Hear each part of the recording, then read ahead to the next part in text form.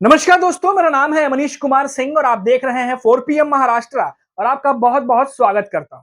दोस्तों, महाराष्ट्र से हम लगातार आपको बड़ी खबरें पहुंचाते रहते हैं, लेकिन कई और बड़ी अहम खबरें हैं जिन पर हम अक्सर हमारा ध्यान जाता है, देखते हैं, सुनते हैं और पढ़ते भी हैं और आप तक पहुंचाना वो खबर बहुत ज़्यादा ज़रूरी हो जाता है और ये खबर जुड़ी हुई है ईरान और इज़राइल युद्ध से संबंधित। दोस्तों, जिस इज़राइल ने अमेरिका के भरोसे ईरान से युद्ध शुरू किया था, अब उस अमेरिका ने ही अपने हाथ पीछे खींच लिए। जी हाँ दोस्तों, डोनाल्ड ट्रंप जो लगातार भड़काऊ भाषण दे रहे थे, लगातार ईरान को धमका रहे थे, अब वो अचानक पीछे हट गए हैं। 2 हफ्ते का वक्त खबर आ रही है कि 2 हफ्ते का वक्त ट्रंप ने कहा है कि लगेगा, वो कुछ फैसला लेंगे उसके लिए। 2 हफ्ते तक वो रुकेंगे और देखेंगे उसके बाद फैसला लेंगे। दोस्तों, अब ये सोचिए कि G7 का जो बैठक थी, जो G7 की मीटिंग थी, हमने देखा होगा तमाम नेताओं को, वो बीच में छोड़ के डोनाल्ड ट्रंप निकले और लगा कि लगता है वापस आते ही अमेरिका बस हमला कर देगा ईरान के ऊपर। लेकिन ऐसा क्या फीडबैक अमेरिका को मिला है? ऐसे कौन से इनपुट ईरान के बारे में मिला है, जिसकी वजह से अमेरिका ने लड़ाई में उतरने के फैसले को फिलहाल के लिए टाला? जी हाँ दोस्तों, क्योंकि लग रहा था कि अमेरिका आज नहीं तो कल युद्ध में उतर जाएगा, क्योंकि जिस तरीके से इज़राइल और ईरान के बीच में भीषण युद्ध चल रहा है, बैलिस्टिक मिसाइल्स के इस्तेमाल किए जा रहे हैं और अभी हाल ही की खबर है, ईरान की मिसाइलों से इज़राइल को बहुत ज़्यादा नुकसान पहुंचा है। हॉस्पिटल्स के साथ-साथ जो कई और कहते हैं शेयर मार्केट का एक्सचेंज है, उसके उसके ऑफिस में भी हमला हुआ है और तो और क्लस्टर बॉम्ब का इस्तेमाल किया जा रहा है, जिससे एक ही बार में कई ठिकानों को टारगेट किया जाता है। तो इतना मजबूत डिफेंस सिस्टम होने के बावजूद भी ईरान ने इज़राइल के एयर डिफेंस सिस्टम को भेज दिया है और ये तमाम तस्वीरें आ रही हैं, ये इसी की तस्वीरें हैं। अब इतना भीषण माहौल में इज़राइल भी लगातार, अब खबर है कि 60 से ज़्यादा फाइटर जेट का इस्तेमाल उसने इज़राइल के खिलाफ किया है, ऐसी भी रिपोर्ट्स हैं।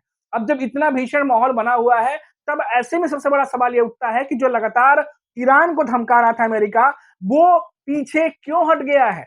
इसके अलावा आपको बता दें दोस्तों, कुछ जगह पर यह भी खबर छपी हुई है कि मिडिल ईस्ट के आसपास जो अमेरिका के, जैसे कतर और बाकी जगह पे जहां उनके फाइटर जेट्स वगैरह थे, उन्हें भी अमेरिका ने वहां से हटाना शुरू कर दिया है।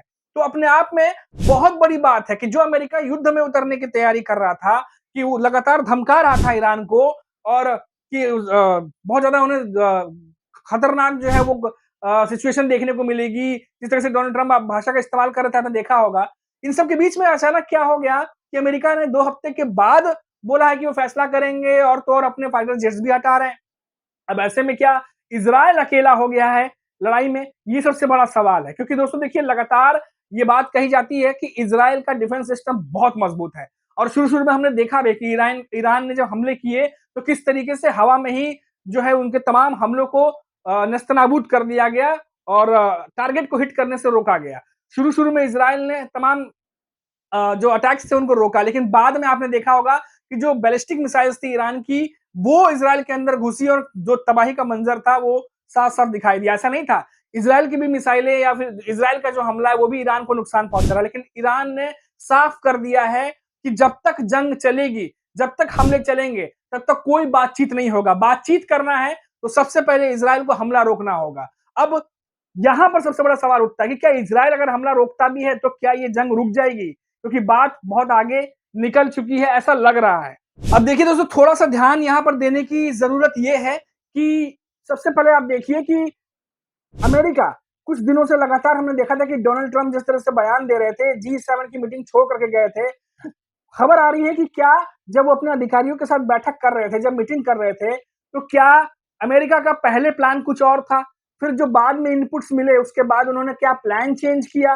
क्योंकि ईरान अगर न्यूक्लियर प्रोग्राम चला रहा है, तो वो जो न्यूक्लियर फैसिलिटी है, उसको उड़ाने की बात हो रही थी, उसको अटैक करने की बात हो रही थी, लेकिन अभी तक वैसा कुछ भी नहीं किया गया और खुद अमेरिका की ही एक खुफिया एजेंसी की रिपोर्ट सामने आई थी, जो तमाम पब्लिकेशन में छपी भी थी, कि खुद उनकी पब्लिक जो एजेंसी है, वो ये कह रही है कि ईरान न्यूक्लियर प्रोग्राम जो था पहले, जो रोक दिया गया था, उसे आगे कंटिन्यू किया ही नहीं था, वो चल ही नहीं रहा था।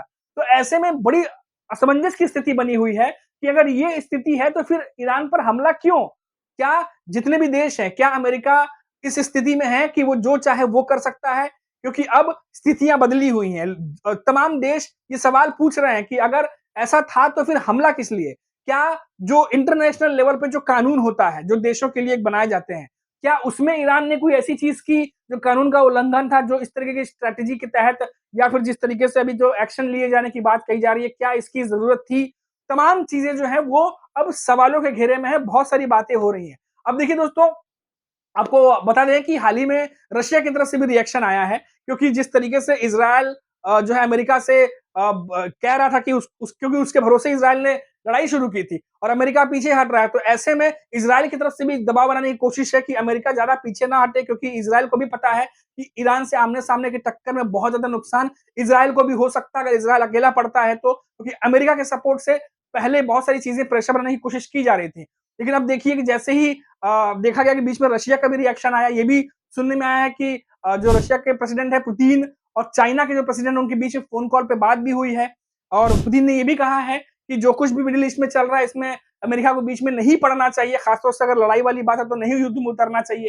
तो इतने बड़े लेवल पे जब नेता इस तरह से बात कहते हैं तो एक इशारा काफ़ी होता है। तो क्या डोनाल्ड ट्रंप जो पहले किसी और अंदाज में दिखाई दे रहे थे, उन्हें भी इस बात का अंदाज़ा लग गया है कि अमेरिका का युद्ध में नहीं उतरना ही अमेरिका के लिए भलाई है? वैसे भी अगर पहले के इतिहास देखा जाए तो ऐसे युद्ध में अमेरिका पहले भी उतरा है और काफ़ी नुकसान उसे झेलना पड़ा है, चाहे वो इराक हो, चाहे अफ़गानिस्तान हो, चाहे बहुत सारे आप देख लीजिए उदाहरण है। तो ये ऐसी स्थिति में अमेरिका दोबारा क्या फँसना चाहेगा? ये भी अपने में बड़ा सवाल है।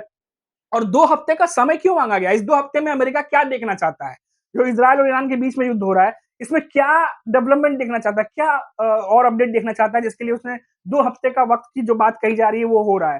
तो ये भी अपने आप में बड़ी अजीब-सी सिचुएशन है, क्योंकि जिस तरीके से डोनाल्ड ट्रम्प बयान देते हैं, अब उनके बयानों का भी कोई भरोसा नहीं होता। आज वो कभी और कुछ कहते हैं, कल को कुछ और कहते हैं। अब जी7 की बैठक से पहले कुछ और कह रहे थे, फिर बैठक छोड़ के जाते हैं, मीटिंग अटेंड करते हैं, फिर सामने आके फिर कुछ और व्हाइट हाउस से खबर आती है कि 2 हफ्ते के बाद हम फैसला करेंगे। तो ये इस समय ऐसा लग रहा है कि कहीं न कहीं इज़राइल जो है वो अकेला पड़ता जा रहा है और तो और जो अंतर्राष्ट्रीय दबाव है, वो भी अब दिखने लगा है। तो अब ऐसे में क्या इज़राइल हमले रोकेगा? अपने आप में बड़ा सवाल है। ईरान साफ कह चुका है कि जब तक हमले नहीं रुकते, तब तक कोई बातचीत नहीं होगी और झुकने को तैयार नहीं है ईरान। स्थिति बहुत ही डामाडोल है। पहले शुरुआत में ईरान जो है इज़राइल ईरान पे भारी दिख रहा था। अमेरिका का भी दबाव साफ तौर पे दिख रहा था। ऐसा लग रहा था कि बहुत ज़्यादा ईरान पर दबाव है, लेकिन जैसे-जैसे समय बीतता गया है, ऐसा लग रहा है कि ईरान ने बहुत ज़्यादा बढ़त ले ली है। फिलहाल अभी ऐसा दिखाई दे रहा है। जिस तरीके से माहौल पूरा चल रहा है, लग नहीं रहा कि ईरान जो है कहीं भी आगे झुकेगा। जब तक कि हमले नहीं रोके जाते, तब तक बातचीत के टेबल पे ईरान नहीं आएगा। ऐसा साफ-साफ दिखाई दे रहा है फिलहाल अभी के लिए। तो अभी के लिए इतना ही दोस्तों, और ये बड़ी अपडेट्स थी जो आप तक पहुँचानी थी, क्योंकि लगातार हमारी भी नज़र बनी हुई है इज़राइल और ईरान युद्ध के ऊपर, और लगातार बहुत खबरें आ रही हैं, तस्वीरें आ रही हैं जिससे मन विचलित होता है, जो अटैक हो रहे हैं, और हम भी यही चाहेंगे कि कोई इसका पीसफुल सॉल्यूशन जल्द निकले।